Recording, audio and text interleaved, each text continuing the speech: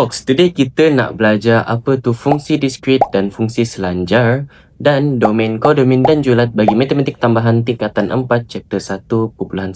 Okey, fungsi diskrit adalah apabila fungsi tersebut disambungkan dengan titik-titik sahaja. Maksudnya titik demi titik, titik demi titik atau titik demi titik seperti ini. Bila dalam bentuk graf, dia disambungkan dengan titik-titik sahaja. Antara contoh-contoh yang lain pula bagi fungsi diskrit adalah seperti bentuk set macam ni, atau bentuk set nilai macam ni, atau bentuk graf macam ni. Fungsi selanjar pula adalah apabila graf tersebut dapat disambungkan dengan garis seperti ini. Maksudnya dia continuous, dia dari sini kepada sini. Kalau fungsi diskrit, dia hanyalah titik demi titik demi titik. Now, pentingnya kita tahu apa tu fungsi diskrit dan fungsi selanjar is kita dapat bezakan domain, kodomain dan julat bagi kedua-duanya. Now, firstly, domain adalah setiap set nilai bagi X ataupun objek. Maksudnya dia adalah nilai seperti ini, X and Y ataupun 2 dan 1. Dia adalah seperti ini juga, nilai X macam ni. Kodomain pula adalah set nilai yang mungkin bagi Y. Maksudnya dia adalah nilai Y yang macam ni, nilai Y yang ni, nilai Y yang ni dan nilai Y yang ni. Now, julat adalah set nilai sebenar bagi Y. Antara contohnya adalah seperti ini, sama je dengan kodomain. Ni pula sama dengan kodomain dan ni pula sama dengan kodomain. Tetapi untuk fungsi seperti ini, 3 ni adalah kodomain, tapi A dan B sahaja adalah julat sebab dia adalah nilai yang sebenar dipantulkan daripada X. Domain, kodomain dan julat ditulis dengan 2 cara. Now, untuk diskrit, kita tulis dalam bentuk set macam ni. Manakala untuk selanjar, kita tulis dalam bentuk range macam ni sebab dia adalah continuous. Benda yang penting untuk fungsi selanjar korang kena tahu adalah domain ditulis dengan menggunakan X dekat tengah-tengah. Manakala untuk kodomain dan julat, dia ditulis dengan fx dekat tengah-tengah. Sebab ni mewakili objek dan kodomain dan julat mewakili image. Okey, kita tengok contoh latih diri 1.2 dalam buku teks. Soalan 1A. Tentukan domain, kodomain dan julat bagi setiap fungsi yang berikut. Okey, untuk soalan A, domain dia adalah -2, -1, 0, 2 dan 4.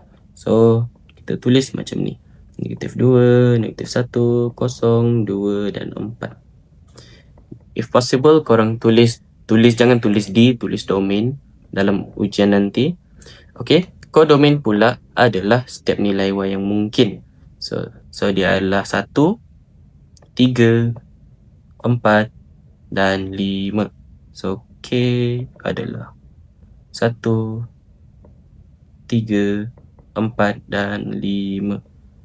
Dan julat dia pula adalah sama juga, which is 1, 3, 4 dan 5. Soalan B pula, domain dia adalah setiap nilai X yang mungkin ni. So, dia adalah J, K, L dan M. Untuk kodomain adalah setiap nilai Y yang mungkin, which is 2, 3, 6, 7, 10. 2, 3, 6, 7, 10. Dan julat pula adalah setiap nilai Y yang sebenar, which is 3 dan 7. Soalan C pula, okey, ni adalah fungsi selanjar. Maka kita kena tulis kita punya domain dan kodomain julat dalam bentuk range macam ni. Okey. Domain dia adalah dari -3 hingga -5. The start line sampai the finish line. So, domain adalah... Disclaimer, untuk video ni ada mistake dekat awal-awal of the video. I have shown the correction dekat hujung of this video. -3 hingga 5. Kalau kodomain pula, dia dari paling rendah hingga paling atas. So, dari 2 hingga 6. Untuk julat pula, dia pun sama, which is 2 hingga 6. Okey. Soalan 2. Lakarkan graf fungsi yang berikut untuk domain 2 hingga X hingga 4. Seterusnya, tekan julat yang sepadan dengan domain yang diberi. Okey, kita kena pandai lukis graf.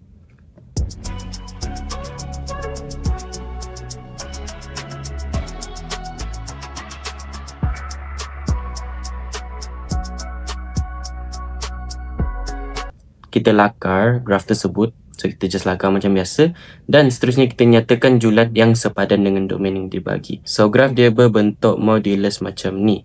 Okey, apakah julat bagi domain yang dibagi? Dia adalah dari paling rendah hingga paling bawah. So julat dia adalah dari 0 hingga 5. Dan siap. Okey, untuk soalan B pula.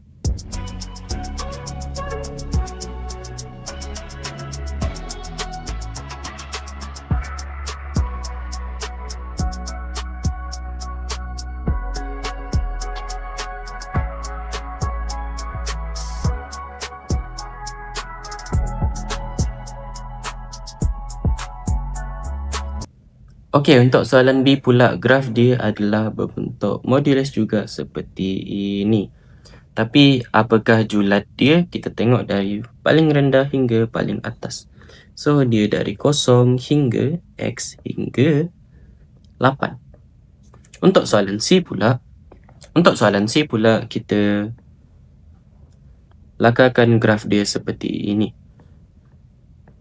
Jadi negatif 2, negatif 1, 0, 1, 2, 3 dan 4.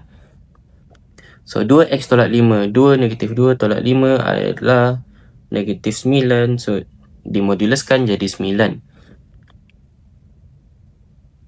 Untuk tu adalah negatif 7, which is 7. 2 jadi 5, 1, 3, 2, 4 tolak 5, 1, 3, 6, 1 dan 4 tolak 8 tolak 5, which is 3. Nah, kalau korang perasan, dia ada dua nilai yang berjumpa bersama. Kalau graf modulus, dia tak boleh macam tu. Sebab nanti kalau dekat graf, dia akan bentuk macam ni. Ada garis kat sini. Kalau modulus, dia ada yang dekat tengah-tengah ni, dia berjumpa dekat bawah. So, kita kena cari nilai tersebut. Kena cari apabila nilai Y2 adalah kosong. So, kita kena test juga. Di antara ni, apabila Y kosong, X adalah, ni adalah graf 2X tolak 5. Apabila Y kosong, X adalah 2X tolak 5 akan jadi plus minus kosong, which is the same thing. Lepas tu, X akan jadi 5/2. So, 5/2 kita kena consider juga untuk kita lakar graf ni.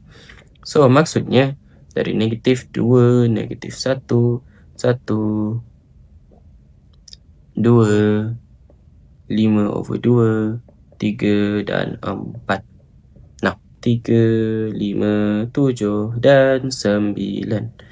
So, negatif 2 pergi 9, negatif 1 pergi 7, 0 pergi 5, 1 pergi 3, 2 pergi 1, 5/2 pergi 0, 3 pergi 1 dan 4 pergi 3. Perasan tak, kalau kita tak cari nilai ni, nanti graf tu akan bentuk macam ni, which is tak betul lah. Graf modulus mesti bentuk V. So, kita sambungkan sahaja dan kita dah jumpa kita punya graf. Okay. Julat dia adalah dari paling rendah hingga paling tinggi. So, dari 0,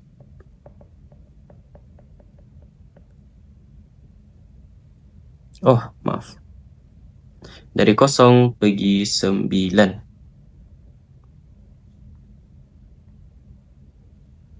Apologies, untuk kodomen dan julat, dia adalah Fx. Tengok, even saya pun akan lupa. So, korang make sure jangan lupa juga. Untuk julat, dia adalah Fx. Okay? Itu saja for today's video. Make sure to like and subscribe so that I can continue make more videos like this.